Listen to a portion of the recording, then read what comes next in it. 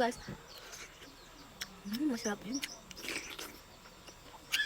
Meron ding intestine yung sisiw sa loob. Meron din siyang bato.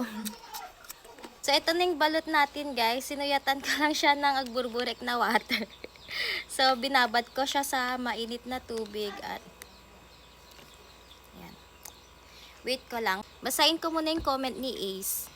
Sabi ng iba, mas masarap daw yung nabibili sa gilid-gilid kesa Yanmi. Kaya never din ako bumili niyan. So, tignan natin nga.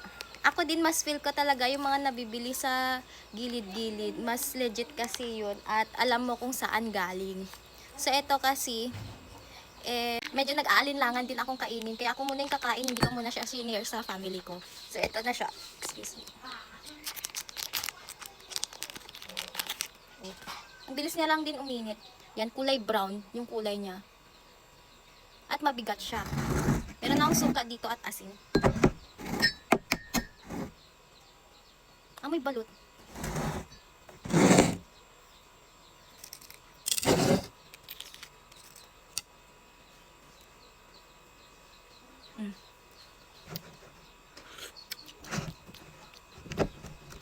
Malinamnam. Malinamnam siya, guys.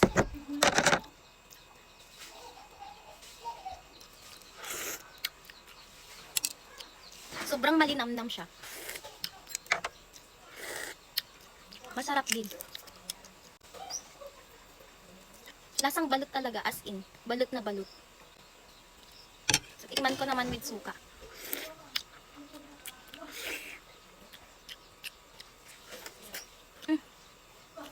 Ganun din siya, guys. Hindi ko alam kung ano yung pagkakaiba nito sa nabibiling balot. At may balahibo din siya.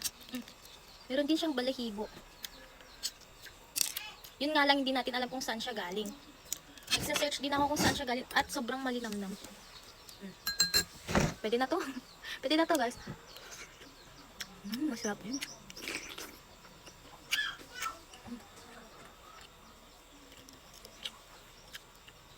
Meron din siyang intestine. Ayan, oh. Meron ding intestine yung sisiw sa loob.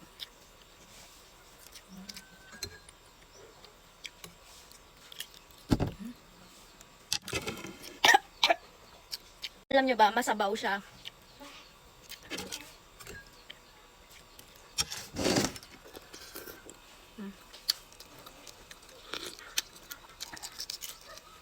Meron din siyang bato.